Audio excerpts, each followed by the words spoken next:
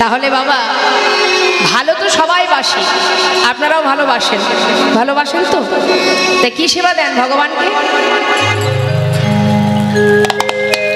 ভালোবেসে কি খাওয়ান?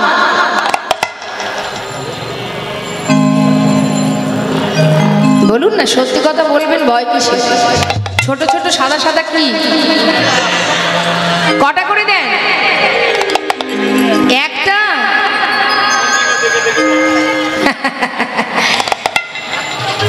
তাহলে হ্যাঁ, বেশি পড়লে তুলে রেখে দেন।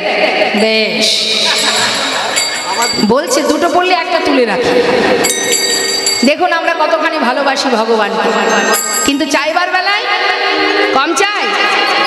হ্যাঁ, কি চাই ভগবানের কাছে? রূপং দেহি, যশং দেহি, পুত্রং দেহি, জয়ং দেহি, ধনং দেহি। মানে পৃথিবীতে যা আছে সব যদি তুমি আমায় দিতে পারতে প্রভু, একবারও বলি না তুমি কোথায় আছো আমি জানি না, তুমি ভালো থাকো। ওই তো নকুল দানা শ্বাস, দুটো করে নকুল দানা কি একটা করে নকুল দানা 24 ঘন্টার মধ্যে খাবে, খাবে না খাবে না খাবে। তাহলে আমরাও ভগবানকে ভালোবাসি কি? আমরা ভক্ত? কি মনে হয় আমরা ভক্ত? অত সহজ নয়। ভক্ত বললেই ভক্ত হওয়া যায় না। তৃণাদপি শুনেছেন তরুরিব সহিষ্ণু নামানির মানদিন কীর্তনীয় সদা হরি। ভক্ত হতে গেলে আগে দীনতা রাখতে হবে, আর সেটাই আমাদের বড় অভাব। এই দীনতাটাই আমরা মোটে সহ্য করতে পারি না। কি? দুর্বাঘাসের থেকেও নত হতে হবে। ভক্তের স্বভাব কি হবে? দুর্বাঘাস, তার উপর দিয়ে যখন মারিয়ে যায় সে যেমন মাথাটা নিচু করে আবার পরে মাথাটা উঁচু করে, কিন্তু তুমি করতে পারবে না, তার থেকেও তোমাকে নত হতে হবে। আর এটাই আমাদের মধ্যে নেই। হ্যাঁ, যদি একটু মনে মনে ভাবি যে আমি ভগবানকে আসতে ভগবানকে সেবা দিচ্ছি, নামের মালা হাতে আছে, জপ করছি, ভগবানের সেবা করছি, তার ডাকছি, তাকে ভালোবাসছি, সব ঠিক আছে, কিন্তু তোমার মধ্যে যদি অহংকার থাকে যে আমি বড় ভক্ত, তাহলেই বিপদ। যারা যুগ যুগ ধরে সাধনা করছে যোগী মুনি ঋষি, তারা গোবিন্দের চরণ পাচ্ছে না, আর তুমি দিলে দুটো নকুল দানা, আর ওই শশা যখন বাজারে সস্তা হয় তখন দুটো বাতাসা শশা, এতে কি আর ভক্ত হওয়া যায়? সবার আগে চাই শুদ্ধ ভক্তি। শুদ্ধ ভক্তি থাকতে হবে। আপনার যতটুকু আছে, আপনার 1 টাকা আছে, 2 টাকা আছে, 100 টাকা আছে, 500 টাকা আছে, আপনি পুরোটাই গোবিন্দ সেবায় দিচ্ছেন, দিন। আপনি মনে মনে ভাবছেন যার টাকা আছে তার ভগবান আছে, কথাটা ভুল। একটা তুলসী গাছ যদি একটা নোংরা জায়গাতেও হয়, তার পত্র দিয়ে কিন্তু ভগবানের সেবা হয়। তাহলে তোমার যেমন আছে, যতটুকু আছে, সেটা দিয়েই সেবা দাও। ভেবো না একটা পদ্ম ফুল পচা পাকের মধ্যে জন্মে, সে যদি গোবিন্দের পাদপদ্ম লাভ করতে পারে, তাহলে তুমি কেন পারবে না? তোমার যেমন আছে ততটুকুই তুমি গোবিন্দের সেবায় দাও, কিন্তু তার পিছনে যেন কোনো উদ্দেশ্য না থাকে। উদ্দেশ্য ছাড়া ভগবানকে তো আমরা কিছু দিই না। এই যে কমিটির ভক্তবৃন্দ যারা আছে, দাঁড়ে দাঁড়ে কত কষ্ট করে ভিক্ষা করে, তাই না মা? আসতে তা দাঁড়ে দাঁড়ে যখন ভিক্ষা করে, দেখবেন কেউ যদি দক্ষিণা দিতে চায়, এখানে আছে, মানি ব্যাগের মধ্যে হাত একবার ঢুকলে সেটা বেরোতে অনেক দেরি হয়। কেন বলুন তো? খোঁজাখুঁজি চলে, এর মধ্যে ছোট আছে কোনটা, সেটা গোবিন্দকে দেব। ছোট টাকাটা গোবিন্দর জন্য। এখন গোবিন্দ বলছে, ওরে বোকা, তোর মানি ব্যাগে কত কি আছে সে তো আমি জানি, কারণ দিয়েছি তো আমি, আর আমার বেলায় কৃপণতা করছিস। তোর ঘরে কত আছে, ব্যাংকে কত আছে, সবই তো আমার দেওয়া, আমার বেলায় কৃপণতা। বেশ, তোকে দিয়েছি, তুই যদি সঠিক কাজে না লাগাস, এমন একটা পোকা ফল তোকে দেব। ভগবানকে সেবা দিলে, ভগবানকে ভালোবাসলে, তিনি তো একটা আশীর্বাদ স্বরূপ ফল দেবে। ফল রূপে পুত্র কন্যা ডাল ভাঙি পড়ে। তা যে ফলটা আমি দেব তোকে, ওই ফলটা পেয়ে, পোকা ফল পেয়ে, তোর ডাক্তার বুদ্ধ করতে করতে সব ব্যাংকের টাকা ফাঁকা হয়ে যাবে। তাই সাবধান, দিয়েছি কাজে লাগানোর জন্য, জমিয়ে রাখার জন্য নয়, পোকা ধরে যাবে। তাহলে ভগবানের সেবায় লাগো, ভগবানের সেবা দাও, আর কি যদি এ জন্মে না করো পরের জন্মে তোমাকে ভিখারি করে পাঠিয়ে দেবে, দাঁড়ে দাঁড়ে ভিক্ষা করে 2 পয়সা পাবে, তাতে সংসার চালাবে, বুঝবে জ্বালা কি তাই তো? তাহলে ভগবানের সেবায় কখনো কৃপণতা করবেন না। আপনার যেমন আছে আপনি তেমনটাই দিন, যতটুকু আছে পুরোটাই দিন, তাতে দুঃখ নেই। তাই আজ দেখুন আমার গোবিন্দ তিনি ভক্তকে, এত বড় ভক্ত কয়জনা হতে পারে, সুদামা চরণ সেবা করছে আর চরণের উপরে যখন জল পড়েছে সুদামা বলছে কি ব্যাপার, পায়ে জল এলো কি করে, পায়ে জল এলো কি করে? নিশ্চয়ই কানার কষ্ট হচ্ছে। কানাই একটু নামিয়ে দে তো ভাই। কেন? একটু নামিয়ে দে। যেই না নামিয়ে দিয়েছে মা, দেখছে কানার চোখে জল। কানাই তুই কাঁদছিস ভাই? বুঝেছি, তুই তো রাজার ছেলে, আমাকে কাঁধে নিয়ে তোর খুব কষ্ট হয়েছে তাই না? কানাই, যে খেলা খেললে তোকে কষ্ট পেতে হয় সে খেলা আমরা আর খেলবো না। কানাইকে সঙ্গে করে নিয়ে সুদামা সখাগণের কাছে এলেন, কিন্তু এলে কি হবে মা, একটু একটু করে বৃন্দাবনে দুঃখ ঘনিয়ে এলো। ওই যে কংস মহারাজ তিনি অক্রুরকে পাঠিয়ে দিলেন কানাইকে আর বলাইকে মথুরায় নিয়ে যাবার জন্য। দুইজনকে নিয়ে চলে গেল আর গোটা বৃন্দাবন হাহাকার পড়ে গেল। যে যেমন করে ভালোবাসে তেমন করে কানাই কানাই বলে পাগল হয়ে যায়, সবাই কাঁদে। আর এদিকে কানাই মথুরায় গিয়ে কংসকে বধ করে সবাইকে উদ্ধার করে সে কিন্তু আর বৃন্দাবনে ফিরে যায়নি। সে গেল কোথায়? সেখান থেকে চলে গেল গুরু আশ্রমে, সন্দীপ মুনির আশ্রমে। আর যেই না সন্দীপ মুনির আশ্রমে গেল, এদিকে কৃষ্ণের প্রিয় সখা সুদামা তার পিতা খবর পেল যে কৃষ্ণ নাকি গুরু গৃহে গেছে। এই খবর পেয়ে তার ছেলেকে সেখানে নিয়ে যাচ্ছে। শিক্ষার উদ্দেশ্যে আজ কাহায় চলিল,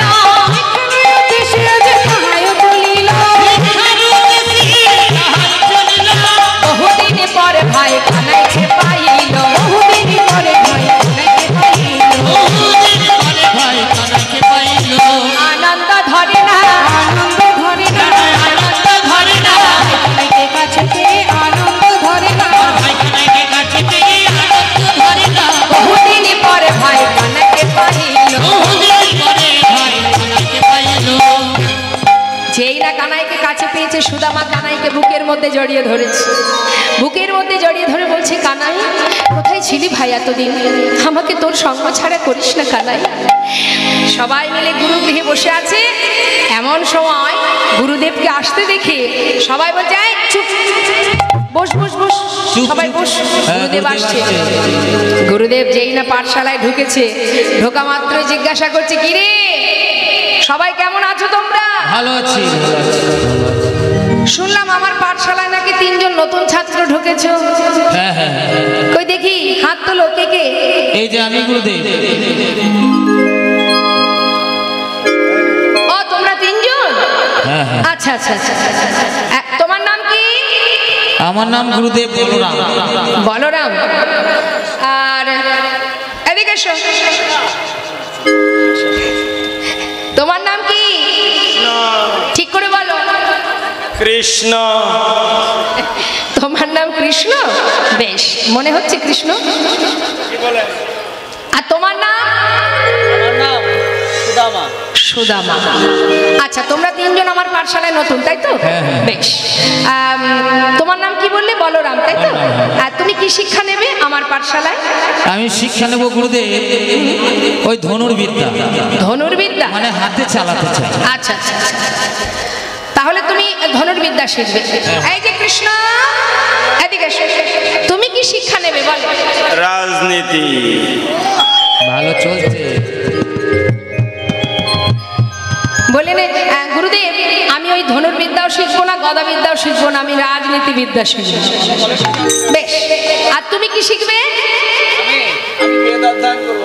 তুমি বেদ শিক্ষা পাবে। নিতাই গৌর হরি বল। যারা বেদ পাঠ করে, বেদ অধ্যয়ন করেন, তাদেরকে বলা হয় বিপ্র। আর ব্রহ্ম জানন্তি ব্রাহ্মণ। শাস্ত্রে বললেন জন্ম জায়তে শূদ্র, অর্থাৎ যে কুলেই জন্ম হোক না কেন প্রথম তার পরিচয় সে শূদ্র। তারপর সংস্কারেণ দ্বিজ, যখন উপনয়ন হয় তখন তাকে বলা হয় দ্বিজ। দ্বিজ আরো একজনকে বলা হয়, সে হলো তাকে পাখিকে, দুবার জন্ম হয়। আচ্ছা, আর বেদ পাঠের ভবেদ বিপ্র ব্রহ্ম জানন্তি ব্রাহ্মণ। তাহলে শিক্ষা গ্রহণ করবে। গুরুদেব পাঠশালায় শিক্ষা দিতে শুরু করলেন। মা শিক্ষা দিতে দিতে হঠাৎ গুরুমা ডাকছে, সুদামা। দেখুন, সুদামা যেহেতু বেদ পাঠ করে, বেদ শিক্ষা নেয়, সুদামাকে গুরুদেব বলেছেন তুমি কখনো মিথ্যা কথা বলবে না। তাই গুরুমাও কিন্তু সুদামাকে বেশি ভালোবাসে, যেহেতু সে কখনো মিথ্যা কথা বলে না। আর কানাই একটু দুষ্টুমি করে, মাঝে মধ্যে চুরি চুরি করে খাই বলে কখনো কখনো গুরুমা একটু তাকে বকতেন। কানাই মনে মনে ভাবে, মনে হয় গুরুমা আমার থেকে সুদামাকে বেশি ভালোবাসে। এদিকে কি হয়েছে, একদিন গুরুমা বলছে, শোনো সুদামা, ঘরে তো কাঠ ফুরিয়ে গেছে, যাও বন থেকে কিছু কাঠ কুড়িয়ে নিয়ে এসো। তবে একা যাবে না, সঙ্গে করে কানাইকে নিয়ে যাবে। দুই ভাইকে পাঠিয়েছে, সঙ্গে করে কিছু ভিজে ছোলা সুদামার আঁচলে বেঁধে দিয়েছে। বলেছে যখন খিদে পাবে তোমরা দুইজনে সমান ভাগে ভাগ করে খাবে। এবার দুইজনে যাচ্ছে মা বনমাঝে কাঠ কুড়াতে। দুইজন যাচ্ছে, কে কে? কৃষ্ণ আর সুদামারে পাঠাইল বনে,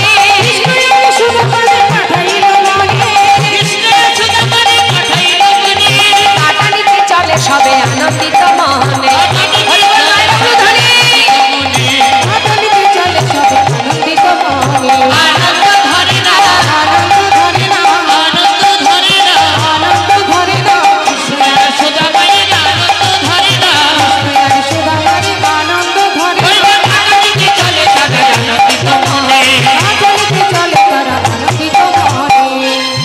বনে গেছে কাঠ কুড়াতে, হঠাৎ প্রচন্ড ঝড় বৃষ্টি।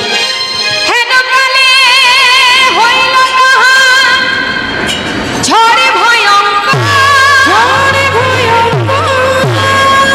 চারিদিকে ভরিল ঘন অন্ধকার, চারিদিকে ভরিল ওই ঘন অন্ধকার। সুদামা, সুদামা, সুদামা।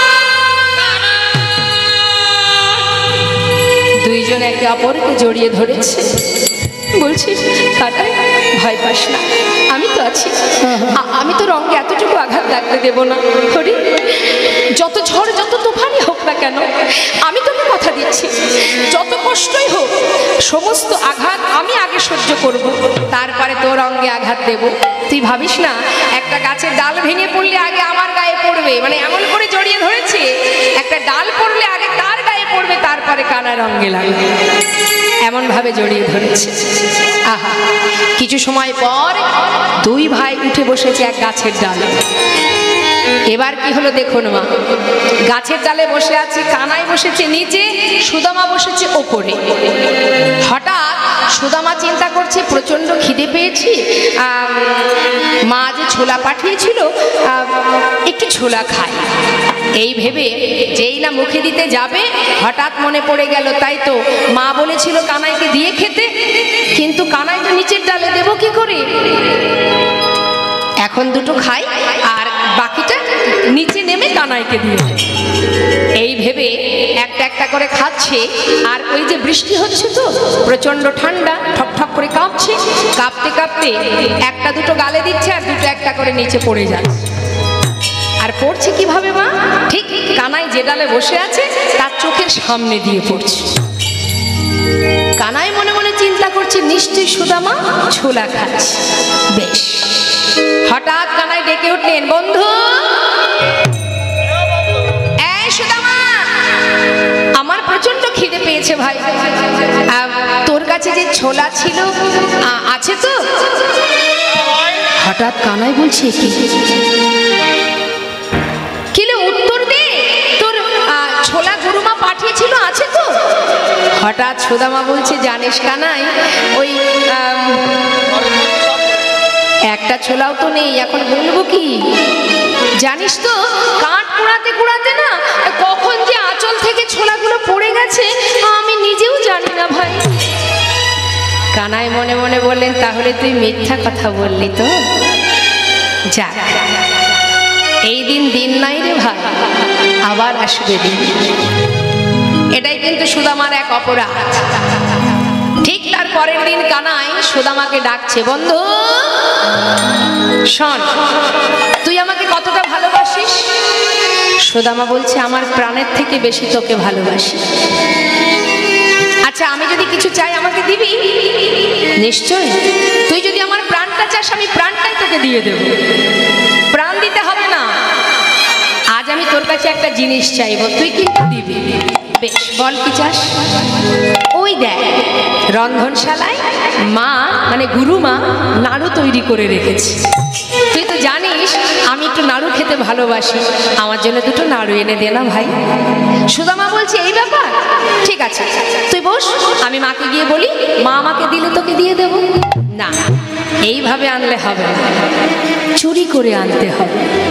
চুরি করে? আমি তো চুরিবিদ্যা শিখিনি কানাই।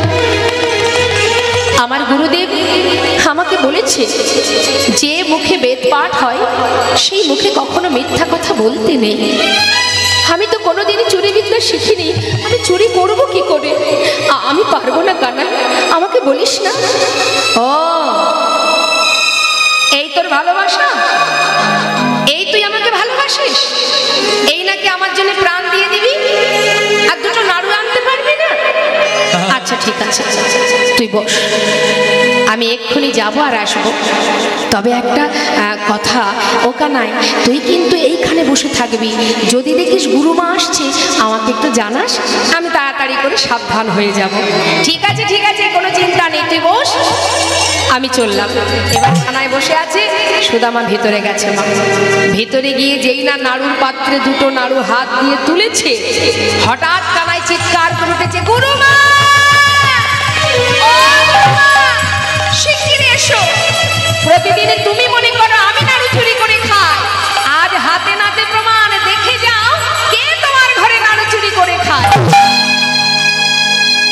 যেই না বলা, সুদামা ভয়ে ঠক ঠক করে কাঁপতে কাঁপতে বাইরে এসে বলছে, কানাই হে তুই কি করলি ভাই? আমি তো তোকে আগেই বলেছি আমি চুরি করতে পারি না, আমি তো শুধু তোর জন্য চুরি করতে গিয়েছিলাম। অকারণে মায়ের কাছে তুই আমাকে চোর বানিয়ে দিলি। কানাই, আমার মা বলে তুই নাকি ভগবান, কিন্তু আজ আমার মায়ের কথা যদি সত্যি হয়ে থাকে, এই গুরু আশ্রমে দাঁড়িয়ে আমি তোর সামনে প্রতিজ্ঞা করলাম, অকারণে মায়ের কাছে তুই আমাকে চোর বানিয়ে দিলি। আমি তোর জন্য চুরি করেছিলাম।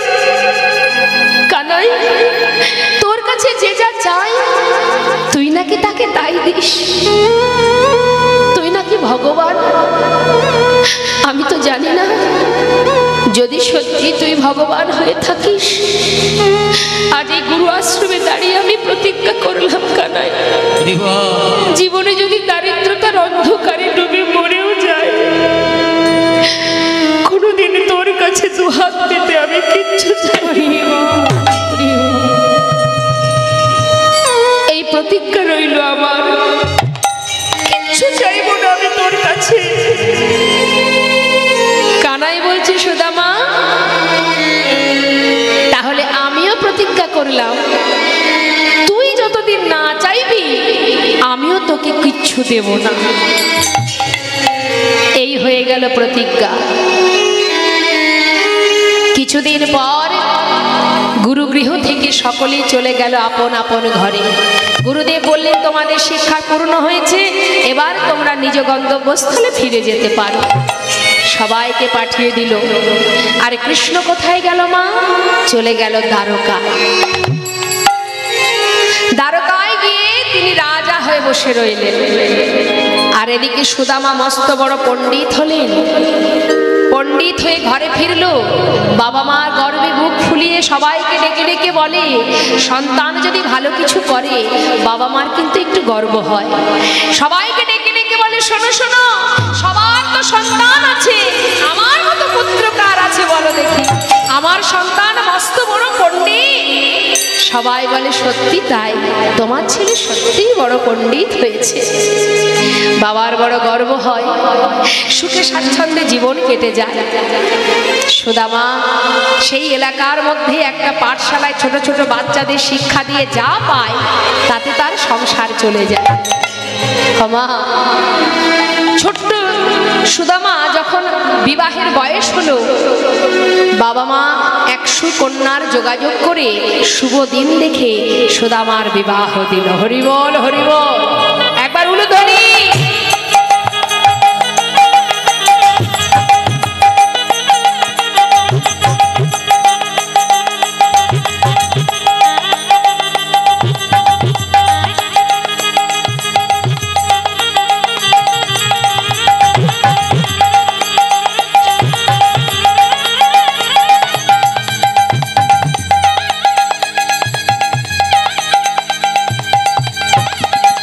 হরিবল হরিবল।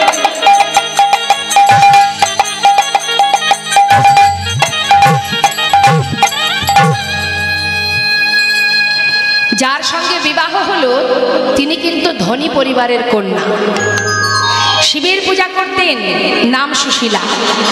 প্রভুকে বলতেন, প্রভু যদি কখনো স্বামীর সংসারে তুমি আমাকে দাও, এমন ঘরে আমায় দেবে, আমার স্বামী যদি ধনবান না হয় আমার কোনো দুঃখ নেই, কিন্তু সে যেন সত্যবাদী হয়। হরিবল হরিবল। পেয়েছেও তাই। সুদামা কখনো মিথ্যা কথা বলে না, মিথ্যাকে আপোষ করে না। এখন সুন্দর সংসার, আর ভগবান একটার পর একটা পরীক্ষা করতে শুরু করলেন সুদামাকে। হরিবল। ভগবান ভক্তকে পদে পদে পরীক্ষা করে। মা দেখবেন এই জগতে কেউ যদি ভগবানকে ভালোবেসে একটু দুঃখ পায়, অপর ব্যক্তি বলে ওঠে, কিরে এত ভালোবাসিস তাহলে তোর এত দুঃখ কিসে? মনে মনে তারা ভাবে যারা ভগবানকে ভালোবাসে তারা বোধহয় রাজ সুখী সুখী হবে। ভুল কথা। ইহজগতের সুখ পাক বা না পাক, সে কিন্তু সত্যিই সুখী। শ্রীকৃষ্ণ ধনে ধনী হয়েছে তাই সে সুখী, কিন্তু এই জড় জগতের সুখী সে নয়। ভগবানকে যারা ভালোবাসে ভগবান তাদের পদে পদে কষ্ট দেন। শুধু আমার আপনার কথা বাদ দিলাম বাবা, সত্য ত্রেতা দ্বাপর কলি 4 যুগে যে 4 অবতার, একবার ভেবে দেখুন, ভগবানের বামে যিনি আছেন তার জীবনের কষ্টটা একবার বিচার করেছেন? সত্যযুগের নারায়ণের পাশে কে আছে? মা লক্ষ্মী। লক্ষ্মীকে সুতাপা সাধনা করে নিজের পত্নী রূপে চেয়েছিলেন।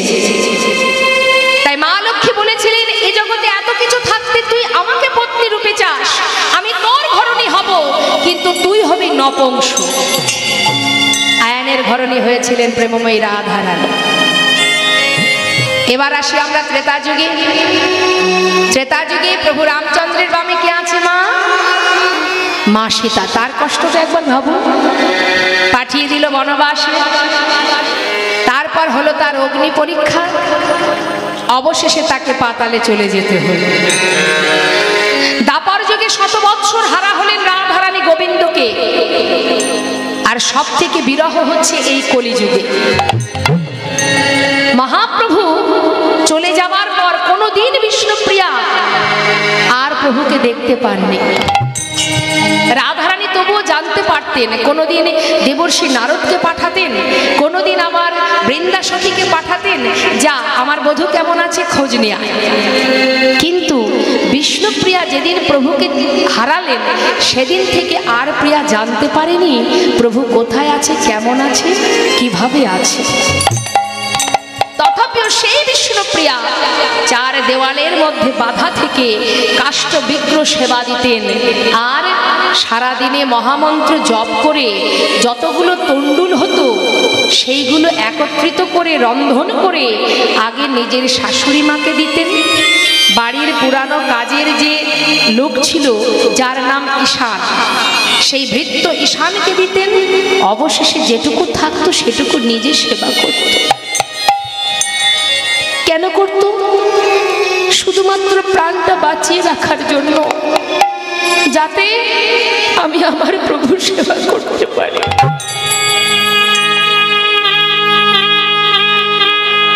সারা জীবনে কাষ্ঠ বিগ্রহ সেবা করেছে। হরিদাসের অঙ্গে যখন চাবুকের আঘাত পড়ছে, হরিদাস বলছে, দয়াময়, আমি জানি তুমি যাকে যত আঘাত করো তার প্রতি তোমার অনেক অনেক দয়া।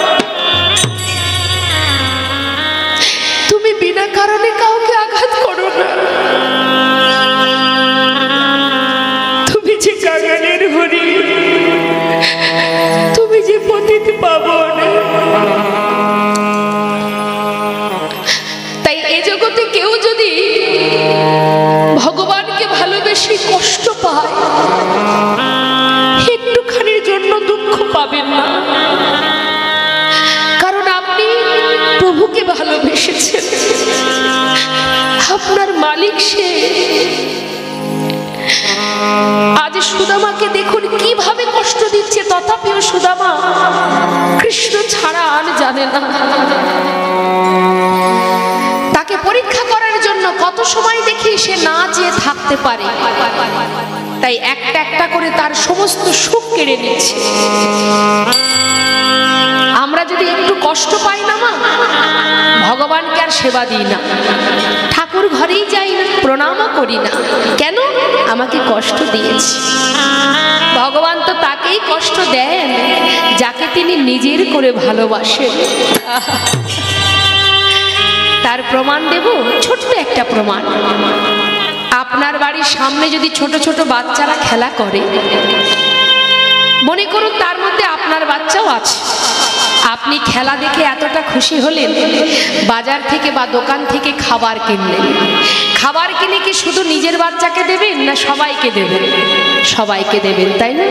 গেল কিছু সময় পর দেখলেন যে তাদের মধ্যে মারামারি বেঁধে গেছে, একে অপরকে মারামারি করছে। যখন সেখানে আপনার ছেলেও মারামারি করছে, আপনি কি এতগুলো বাচ্চার মধ্যে সবার আগে আপনি কার হাত ধরবেন? কাকে শাসন করবেন? পাড়ার ছেলেকে না নিজের সন্তানকে? সবার আগে নিশ্চয়ই আপনি আপনার সন্তানের হাত ধরবেন এবং কি করবেন? প্রয়োজনে হয়তো একটা চড়ও মারবেন। বাচ্চা কিন্তু বসে বসে কাঁদবে, মা মেরেছে। আপনি কেন মেরেছেন? ভালোর জন্য, তাই না? আপনি মেরেছেন ভালোর জন্য, যাতে তুই এই ভুল আর কখনো না করিস। ঠিক তদ্রূপ ভগবান তাকেই আঘাত দেয় যাকে তিনি নিজের করে ভালোবাসে। জানতে অজান্তে আমাদের অনেক অপরাধ আছে। প্রতিটা মুহূর্ত যদি আমরা কষ্ট পাই, চোখের জল যত আপনি ফেলবেন, আপনার পাপ একটু একটু করে খণ্ডন হয়ে যাবে। আপনি জানবেন যে আপনার পাপ খণ্ডন হচ্ছে, আর এই পাপ খণ্ডন হতে হতে এমন একটা দিন আসবে, দুঃখের পরে সুখ আসে। দুঃখ চিরকাল থাকে না, সুখও চিরকাল থাকে না। তাই দুঃখ পেয়ে ভেঙে পড়ার কিছু নেই, আবার সুখ পেয়ে আনন্দে পাগল হওয়ারও কিছু নেই। সুখ দুঃখ দুই ভাই। যেমন দিনের পিছনে রাত আছে, রাতের পিছনে আবার দিন আছে। কেউ কাউকে ধরে রাখতে পারবে না। ঠিক তেমন সুখ যদি আপনি পান, দরজার বাইরে দুঃখ দাঁড়িয়ে আছে, সময় হলেই কড়া নাড়া দেবে, আপনাকে বরণ করে ঘরে তুলতে হবে। নিতাই গৌর হরি হরি হরি। তাই দুঃখ পেয়ে আপনি যদি আপনার আপনজনকে ভুলে যান, তাহলে ভুল আপনিই করবেন, ভুল আপনারই হবে। আজ সুদামা দেখুন, সবার আগে কেড়ে নিল তার মাতা পিতাকে। মাতা পিতা চলে গেল। মাতা পিতা বিয়োগ হবার পর পাঠশালা থেকে যতটুকু কড়ি পায় সংসার চলে যায়। একটু একটু করে গোবিন্দ তার পাঠশালাটাও বন্ধ করে দিল। এবার যেই পাঠশালা বন্ধ হলো, ছোট ছোট বাচ্চাদের নিয়ে দিন কাটবে কি করে? ভিক্ষার ঝুলি কাঁধে উঠে গেল। হরি বল হরি বল। ভিক্ষার ঝুলি কাঁধে নিয়ে নিয়ে দাঁড়ে দাঁড়ে ভিক্ষা করে। ভিক্ষা যেদিন পায় সেদিন ভালোভাবে দিন কাটে, যেদিন পায় না সেদিন রাত্রে মুখে কৃষ্ণ কৃষ্ণ কৃষ্ণ বলতে বলতে রাত্রি অতিবাহিত করে। এইভাবে দিন যেতে যেতে পিতৃ সম্পদ বলতে যা কিছু ছিল মা সব শেষ হয়ে গেল। অবশেষে সন্তান স্ত্রী সবাইকে নিয়ে গাছতলা সার হলো। হরি বল হরি বল। গাছতলায় সার করে ওই গাছতলাতে যে সন্তানদের নিয়ে স্ত্রীকে নিয়ে তিনি যে আছেন সুদামা, তার সন্তানদের পরনে একটা বসন নেই। স্ত্রীর অঙ্গে যে বসন তার সমস্ত জায়গায় ছেঁড়া। দিন কাটে কোনো রকম। কিছুদিন পর একদিন তার স্ত্রী সুশীলা বলছে, স্বামী একটা কথা বলবো তোমার। শুনেছি তোমার বন্ধু নাকি রাজা, দ্বারকার রাজা, আবার এও শুনেছি সে নাকি ভগবান। স্বামী আমাদের জন্য কিছু চাও বা না চাও, যাও না, তোমার বন্ধু তো মস্ত বড় রাজা, তার কাছ থেকে সন্তানদের জন্য কিছু চেয়ে নিয়ে এসো। সুদামা বলছে, দেখো সুশীলা, যা বলেছো বলেছো, আর কখনো বলবে না। কারণ আজ আমি বিপদে পড়েছি বলে বন্ধুর কাছে হাত পাতবো? আমি প্রতিজ্ঞাবদ্ধ, আমি ওর কাছে কোনোদিন কিচ্ছু চাইবো না। স্বামী যাকে তুমি এত ভালোবাসো, নিঃশ্বাসে প্রশ্বাসে যার নাম তুমি জপ করো, কৃষ্ণ ছাড়া তুমি আর কিছু জানো না, যাও না স্বামী, একবার তুমি তাকে দেখে এসো। তোমার মন চাই না তাকে দেখতে? সুশীলা, এটা তুমি আমার মনের কথা বললে, সত্যি আমার মন চায়, কিন্তু দেখো আমি হলাম দিনহীন কাঙাল। আমার মতো কাঙাল বন্ধু, এর কথা কি আর তার মনে আছে? স্বামী একবার যেই দেখো না, একবার অন্তত তাকে দেখে এসো। এত ভালোবাসো যাকে, তাকে দেখলে অন্তত একটু তো শান্তি পাবে। যাও। কিন্তু সুশীলা, আমি খালি হাতে কি করে যাব বলো? এত বছর পর যে আমি যাব, শূন্য হাতে যাওয়া কি যায়? স্বামী আমি যদি কোনো উপায় করে দিতে পারি, পারবে? যদি কিছু এনে দিতে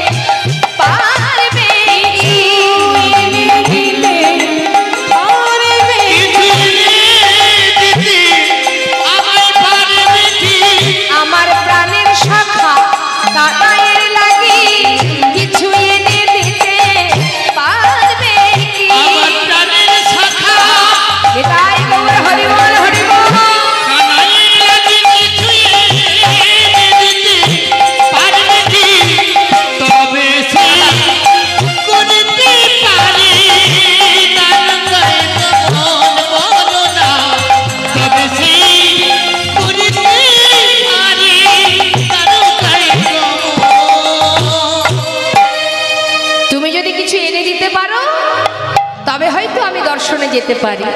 সুশীলা বলে, বেশ স্বামী তুমি ঘরে থাকো, আমি চললাম ভিক্ষায়। হরি বল হরি বল।